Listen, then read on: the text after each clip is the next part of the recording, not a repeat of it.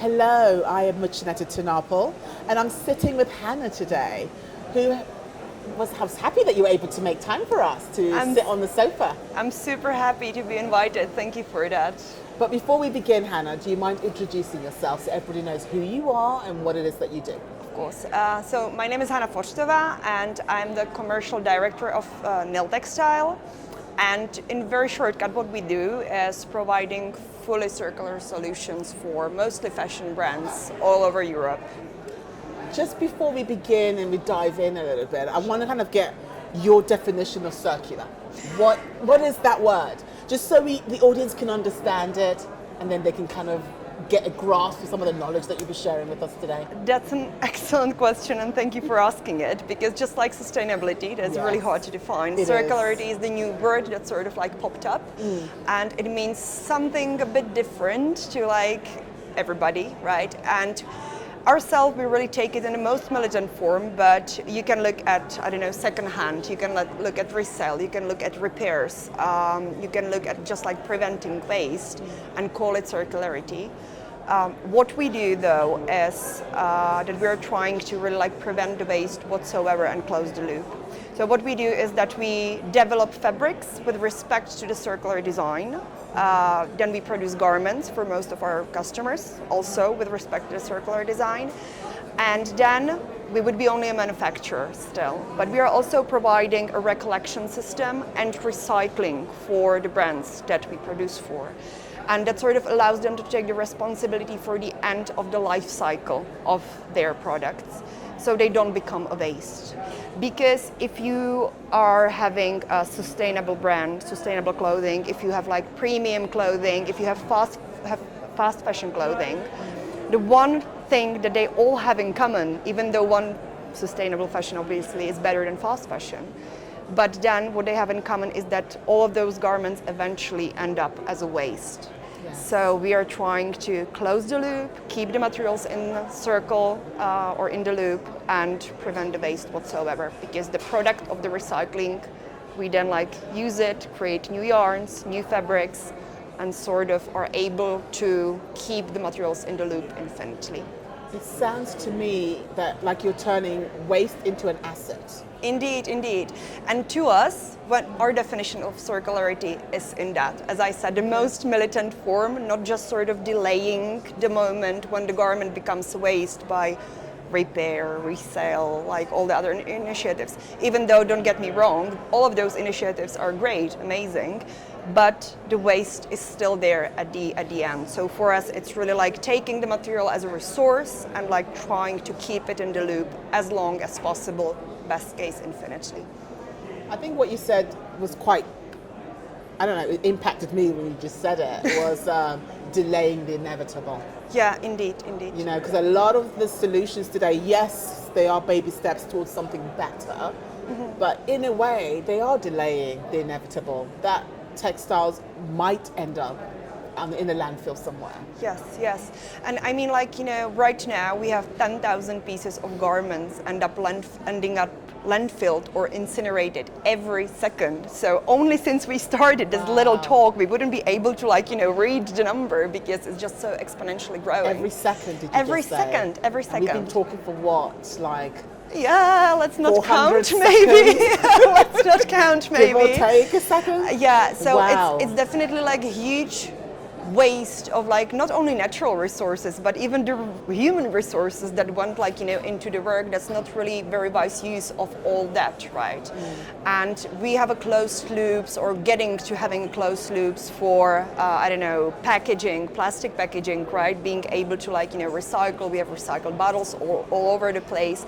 And suddenly we have clothes and we're like treating them as single-use packaging for our bodies in a way, and then just like disposing of it, and there is nothing to catch it, like, you know, use it as a resource. We are just like dropping it to the landfill or incinerator, and we should be able to sort of like get that material back through it and keep it in a circle.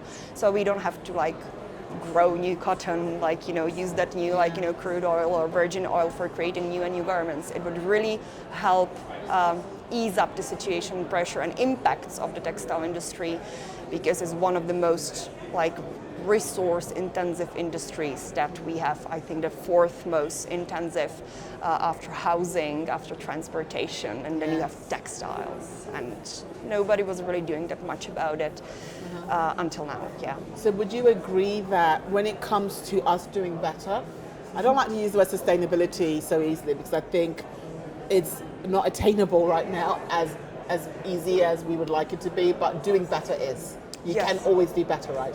So for us to do better, would you say that we need to first tackle the problem of the materials that currently exist rather than creating new materials? It is, again, a very interesting question because it's obviously great to see so many new innovative developments, right? But then it's usually first very hard to scale them up efficiently because there might be a limit in terms of technologies. The economy just doesn't add up quite well.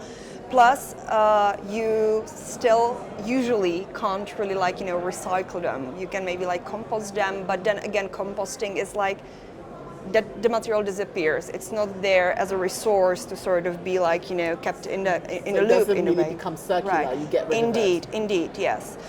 So that is one angle. Even though we saw some great developments that probably have that future viability, but obviously we have most of polyester still in production, cotton obviously, and then there are other alternative types of materials that are somehow trying to find their way through. But yes, we have so many garments that are mostly made of these, for us all most commonly new types of fabrics. And then there are really simple steps that can be taken, in my opinion. I saw some study where they were analyzing the composition of simple t-shirts. Best for circularity right now is 100% cotton t-shirt, obviously. And the study found out that in many, for example, oversized t-shirts, you found a blend of cotton, polyester, and elastane. And for that oversized t-shirt, why do you need elastane? It doesn't need to be there. So even when the designers, or buyers or whoever are thinking about how to design that product, they should be able to keep the circular design in mind. So the technologies and the fabrics, whatever that they work with right here, right now, and will work with mostly for the following years, actually are possible somehow to be tackled by the existing recycling schemes, technologies. And then yes, we can gradually build from there and explore other types of innovative materials in the meantime, and maybe something amazing that will be equal to invention of penicillin will come up because it will be very easy to manufacture, it will be economical, it will be possible to keep it in a loop. But in following years or probably decades, we'll still mostly work with the types of materials that we have right now. Yeah, we have a lot of it as well. With regards to brands changing their ways, would you say there's enough education out there for them to latch on to, learn, understand in order to make that move?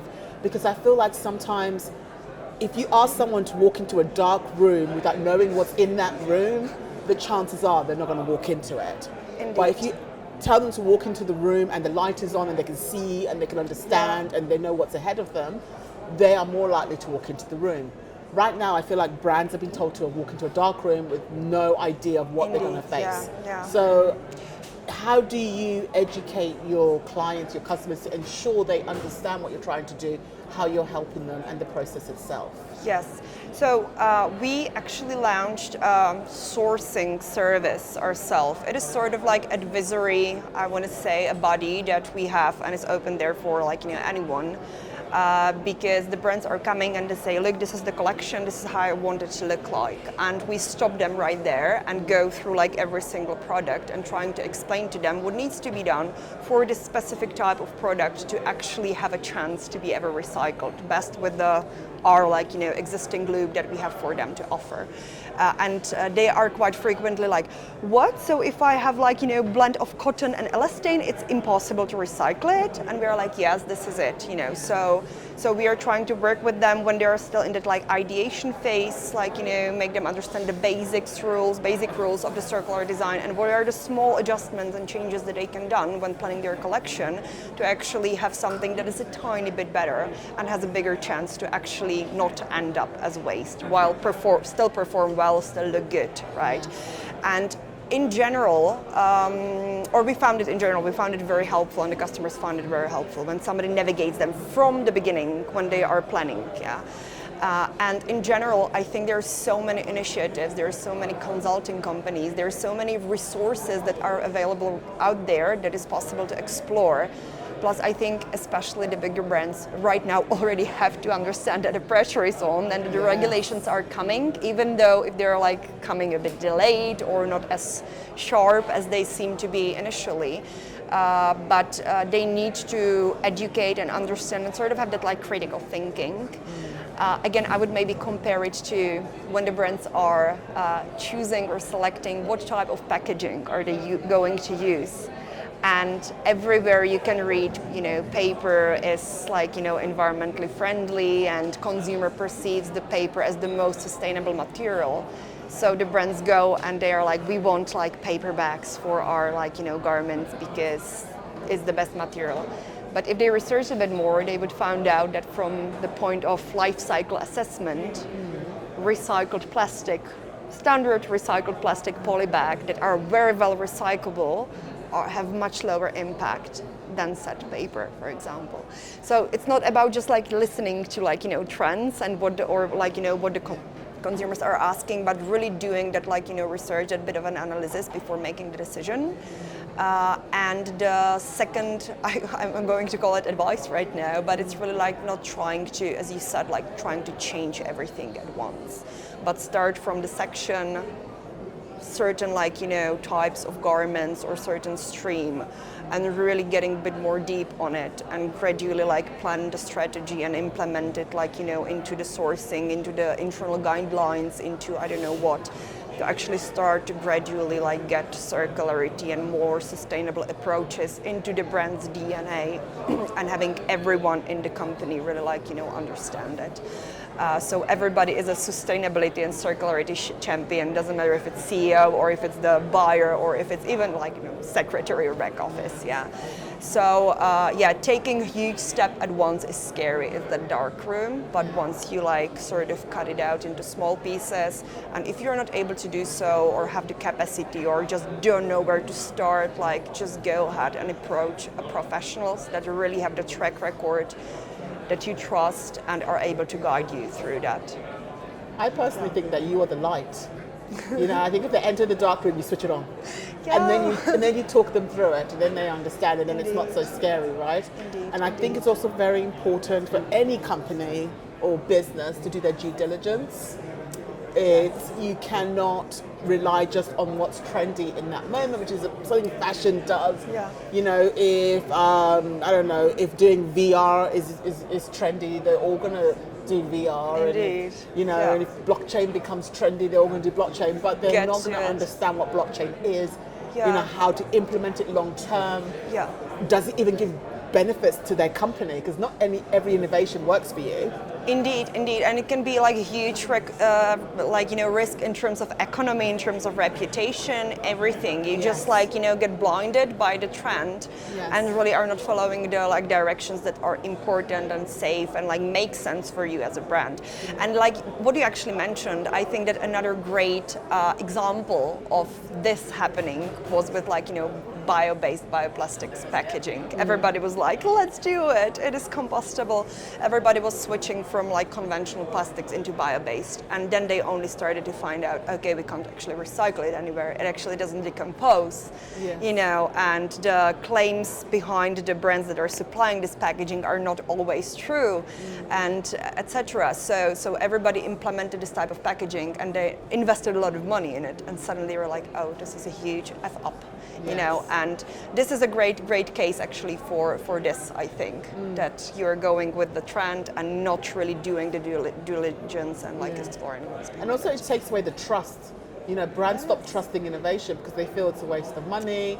It's not going to help them. So it's so important that we also check out. If someone tells me these flowers are yellow and I can see that they're purple, you know, I'm going to do my research a little bit and be like, why do they think they're yellow? Do they turn yellow later on? Or the environment, maybe, I don't know. But I'm not going to accept it just because you said it. And I think what brands need to understand is question everything. Make sure you ask the right questions as well. Definitely. That's absolutely it. Yeah. So we can end it on that. Ask the right questions, people. That's the way forward. Please do, yes. Thank you so much, Hannah. Thank you. It was amazing. We could talk for a long time. We could. Yes. So, but we are going to have a conversation on stage later. Yeah, looking forward to it. Yes, it will be an amazing panel. To be continued, ensure. Thank you. Thank you very much. Goodbye. Done. Okay. Yeah.